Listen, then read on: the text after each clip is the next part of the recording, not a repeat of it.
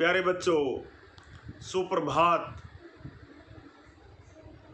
आओ हिंदी व्याकरण और हिंदी भाषा सीखें कार्यक्रम में आप सबका हार्दिक स्वागत है। प्यारे बच्चों, आज हम NCERT द्वारा कक्षा 10वीं के लिए निर्धारित पाठ्य पुस्तक क्षितिज भाग 2 में कवि देव जी द्वारा रचित सवैया और कवित की सप्रसंग व्याख्या पढ़ेंगे। प्यारे बच्चों, सवैया और कवित की सप्रसंग व्याख्या प्रारंभ करने से पहले मैं आपको देव के जीवन परिचय से अवगत करवाना चाहता हूँ। आइए पहले कवि देव के बारे में जानते हैं। रीतिकालीन काव्य परंपरा के कवियों में देव का विशिष्ट स्थान है। इनका पूरा नाम देवदत्त द्विवेदी था। इनके पूर्ण जीवन वृत्त के बारे में विद्वानों को अधिक ज्ञान प्राप्त नहीं हो पाया। भाव प्रकाश के एक दोहे के अनुसार इनका जन्म इटावा में सन 1673 में हुआ था। इनके जन्म स्थान के बारे में एक उक्ति भी है। ध्योसरिया कवि देव को नगर इटावो वास। कुछ विद्वानों ने कविवर बिहारी को इनका पिता माना है, लेकिन अन्य लोग कहते हैं कि इनके पिता वंशीधर थे। इनका कोई भाई नहीं था, परंतु 2 पुत्र थे, भवानी प्रसाद और पुरुषोत्तम। कवि देव के गुरु श्री हित हरिवंश थे, जो वृंदावन में रहते थे। देव किसी भी राजा या नवाब के यहाँ अधिक देर तक नहीं टिक सके। आजम शाह, राजा सीताराम, कुशल सिंह तथा राजा योगीलाल आदि के यहाँ इन्होंने आश्रय ग्रहण किया। ये लगभग पूरे देश में भ्रमण करते रहे। इनका देहांत सन 1767 के आसपास माना जाता है। इनके वंशज अब भी इटावा में रहते हैं।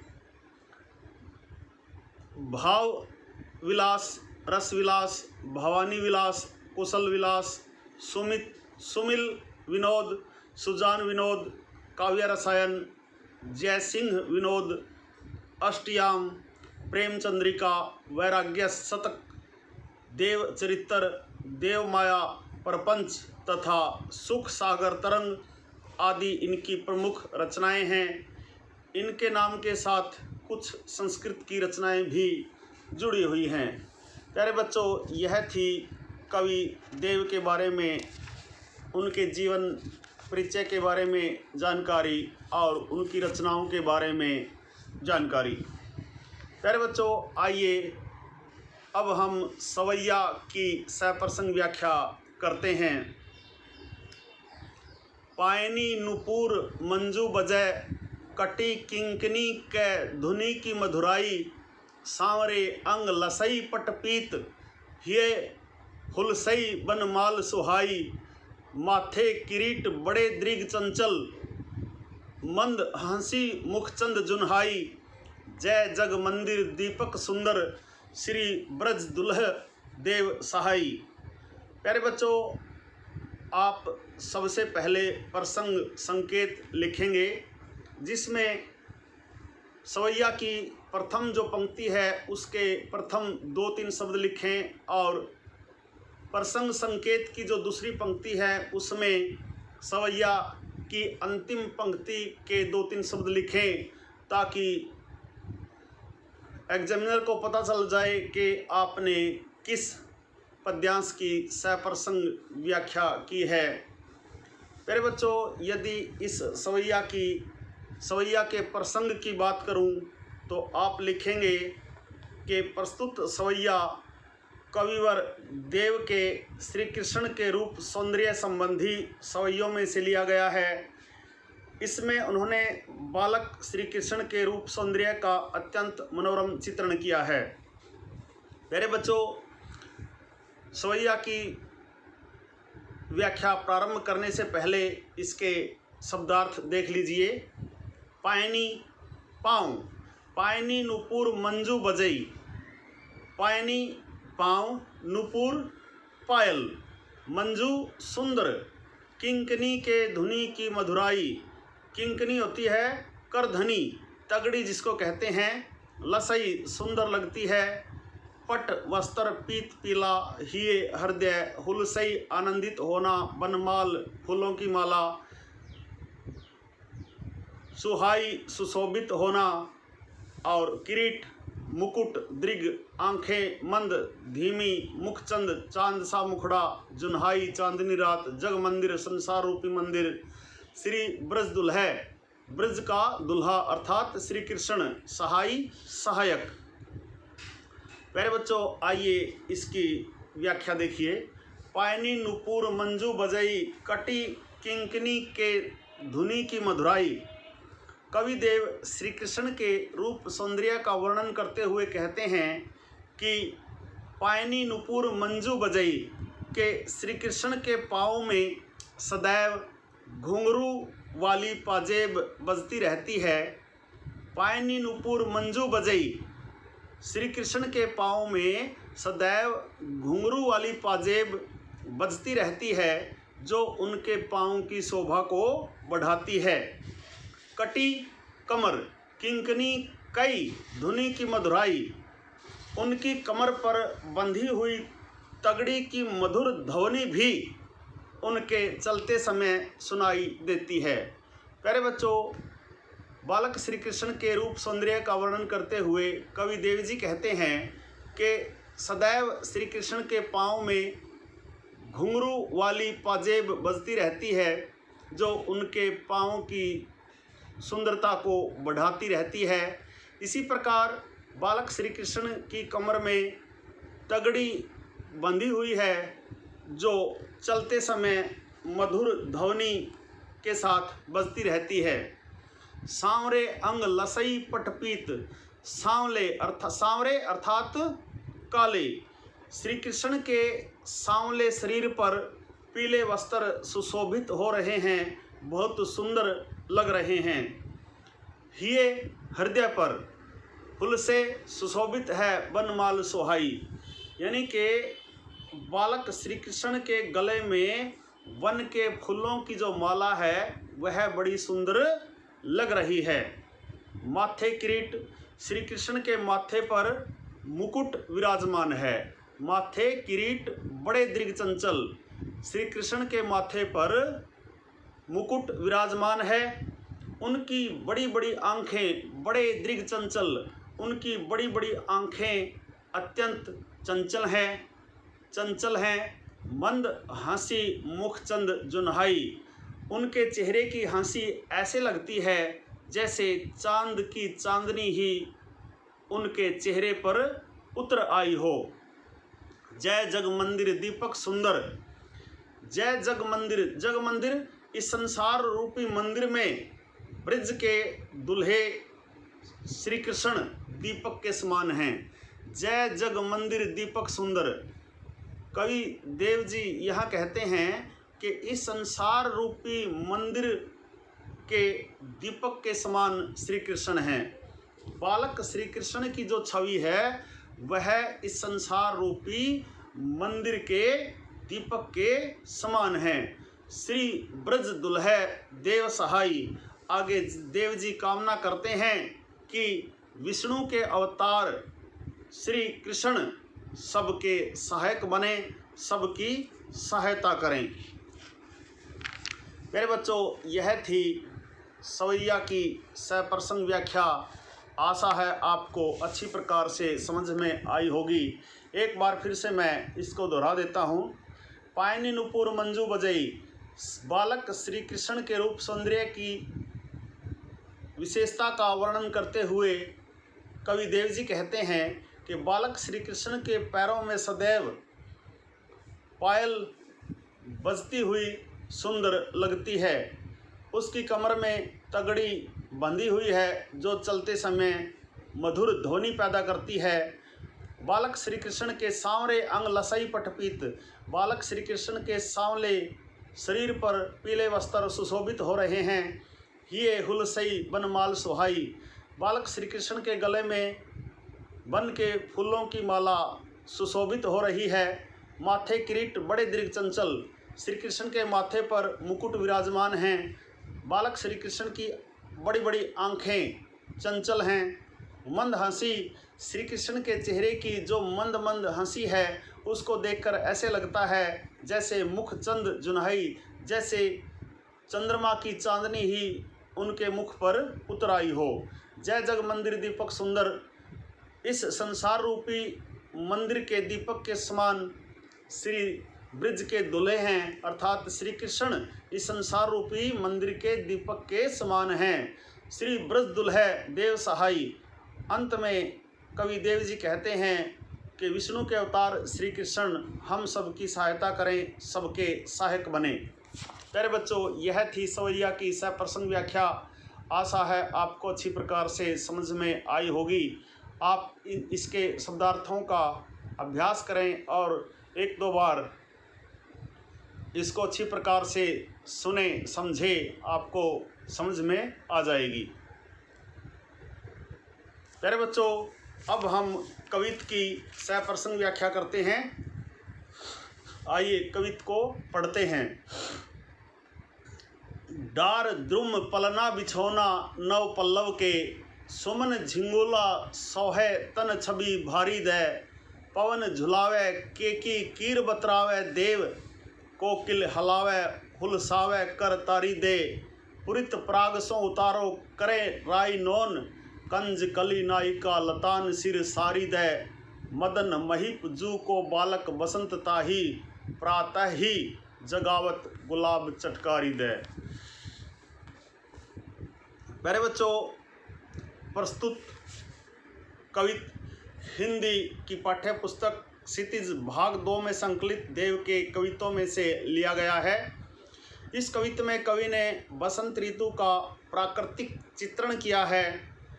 बसंत को बालक के रूप में चित्रित करके प्रकृति के साथ उनका रागात्मक संबंध दिखाया गया है। प्यारे बच्चों, इस कविता के शब्दार्थ देख लीजिए। डारद्रुम पेड़ की छाल, बिछौना बिस्तर, नव पल्लव नए पत्ते, झिंगुला पत्तों का फूलों का झबला, ढीला ढाला वस्त्र आप कह सकते हैं। सोहे सुशोभित, छवि सुंदरता, केकी मोर, कीर तोता, बतरावे हाल बांटना, बतलाना बातें करना, कोकिल कोयल हुलसावे प्रसन्न करती है, कर तारी दे हाथ की ताली देकर, पुरित भरा हुआ प्राग फूलों के सुगंधित कण, उतारो करे राई नोन।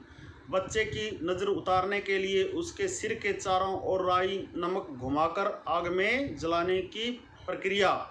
उतारों करे राई नोन।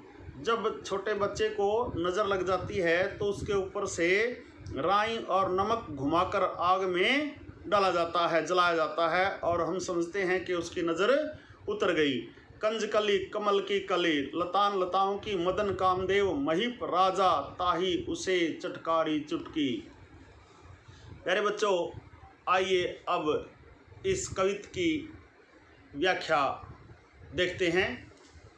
डार द्रुम पलना बिछोना नव पल्लव के, सुमन झिंगोला सोहे तन छवि भारी दे। कवि का कथन है, कवि देव जी बसंत रूपी बालक के लिए वृक्षों की डालियां पलना बन गई हैं।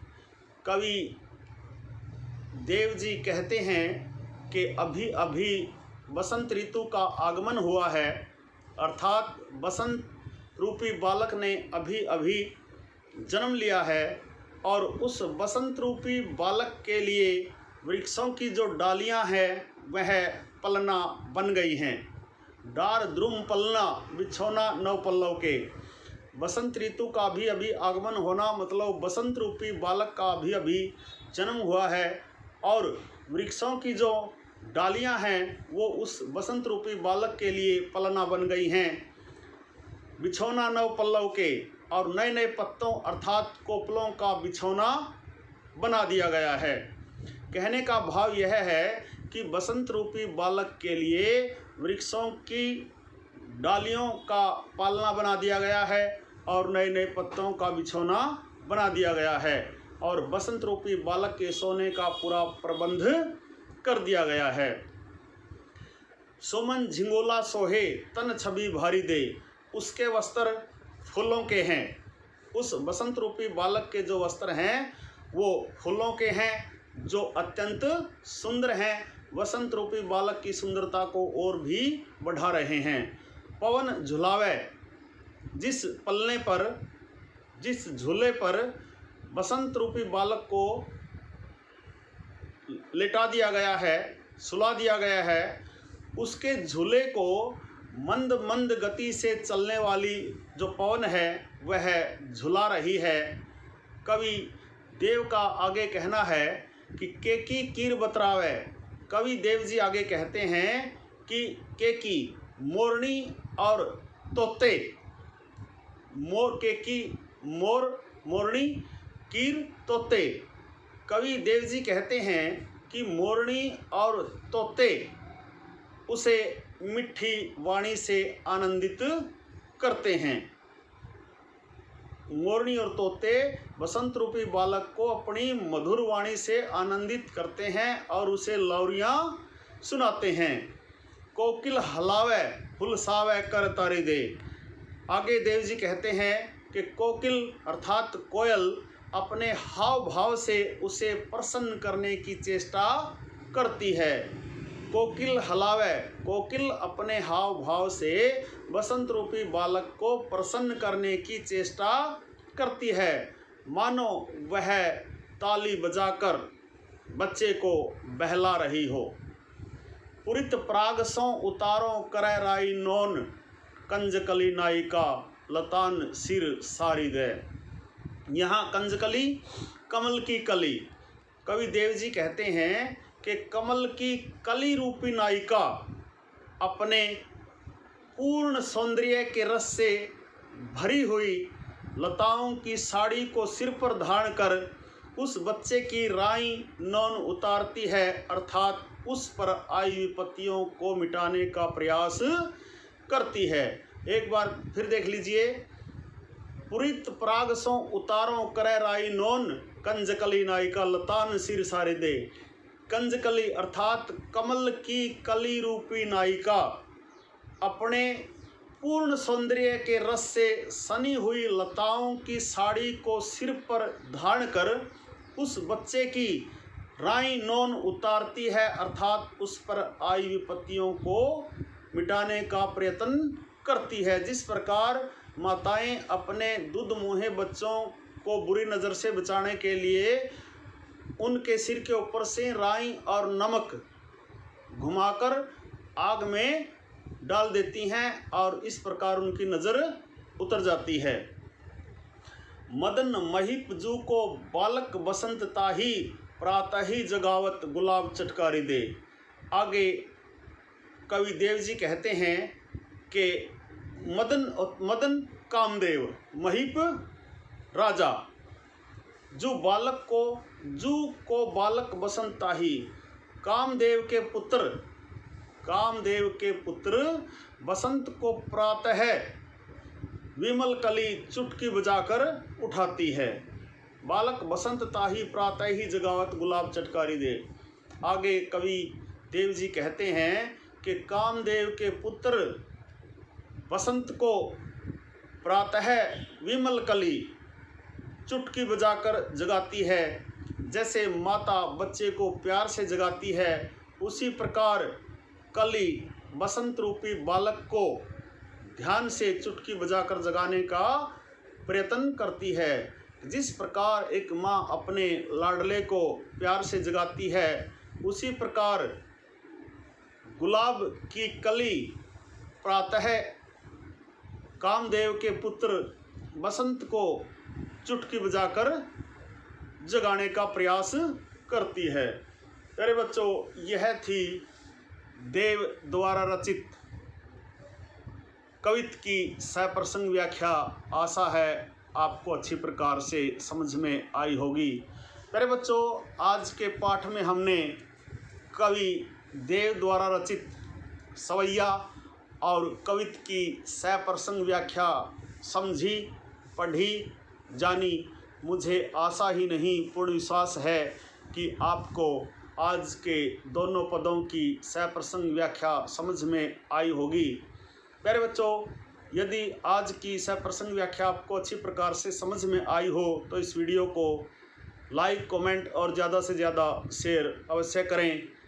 और यदि आप गंभीरता के साथ वास्तव में हिंदी भाषा और हिंदी व्याकरण को सीखना चाहते हैं, आप मेरे YouTube चैनल संगम टीवी हिंदी व्याकरण को सब्सक्राइब ज़रूर करें और वीडियो पर दिए बेल आइकन को ज़रूर दबाएं ताकि आने वाले पाठों की सप्रसंग व्याख्या जैसे ही YouTube पर अपलोड हो उसका नोटिफिकेशन सबसे पहले आपके पास पहुँचे। प्यारे बच्चों, खुश रहें, मस्त रहें, योगा करें, स्वस्थ रहें। आपका दिन मंगलमय हो।